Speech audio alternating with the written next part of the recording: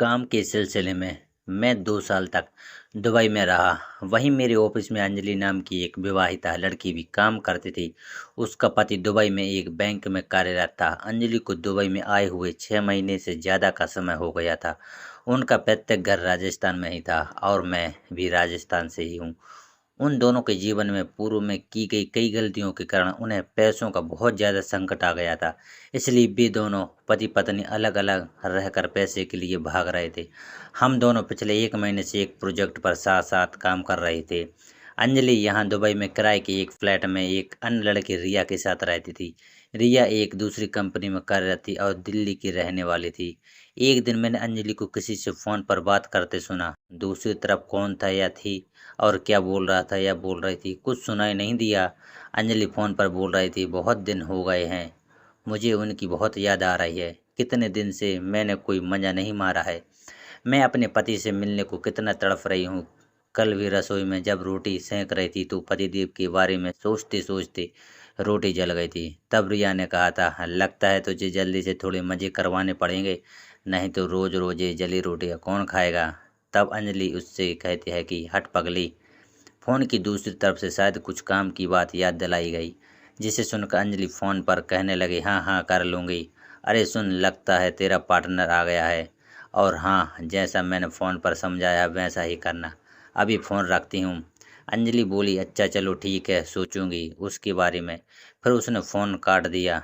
अब अंजलि मेरी तरफ ऐसे गौर से देख रही थी जैसे वह मेरे शरीर का नाप ले रही हो। बोली, नमस्कार सन्नी, इस बार तो मूर्छा मार लिया। अब हमारे लिए क्या है। वह ऐसा चली बोली कि हमारी टीम ने सेल्स लीड में टॉप किया था। मैंने कहा, अरे अंजलि, इस मोर्चे का जितना हकदार मैं हूँ उतना ही तुम भी हो। तुम्हारे लिए एक छोटी सी पार्टी है, एक बड़ा सा गिफ्ट भी है, आशा है तुम्हें पसंद आएगा। इस बार हमारी कंपनी में सेल अच्छी हुई थी, इसकी उपलक्ष्य में कल एक छोटी सी पार्टी रखी थी। इधर मुझे किसी तरह से मालूम हो गया था कि कुछ दिनों से अंजलि की रूममेट उससे बार बार मजे मारने को कह रही थी, क्योंकि अंजलि और रिया के बीच एक गहरा बंधन था, लेकिन यह बंधन दोस्ती से कहीं ज़्यादा गहरा था। रिया अंजलि की कमजोरियों को अच्छी तरह से जानती थी। वह जानती थी कि अंजलि अपने पति से दूर रहने के कारण कितनी अकेली महसूस करती है और पैसों की तंगी ने उसके जीवन को कितना कठिन बना दिया है। रिया ने इसी कमजोरी का फ़ायदा उठाना शुरू किया।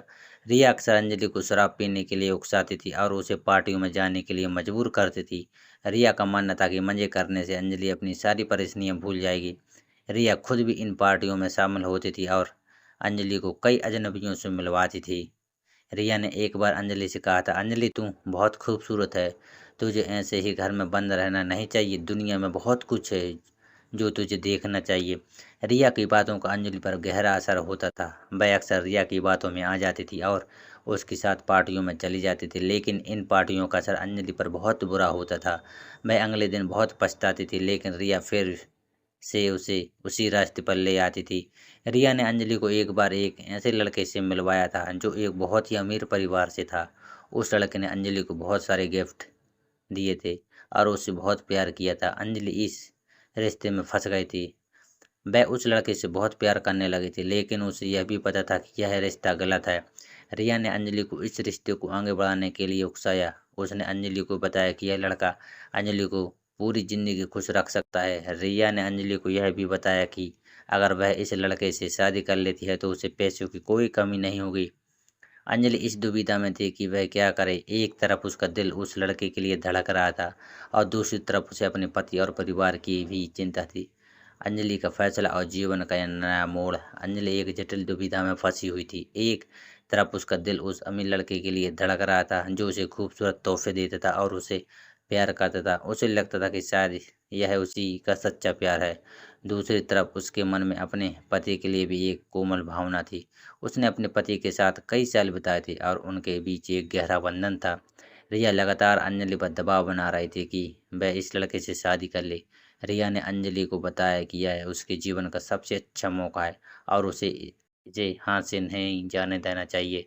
रिया ने अंजलि को यह भी बताया कि अगर वह इस लड़के से शादी नहीं करती है तो वह हमेशा पैसों की तंगी में रहेगी।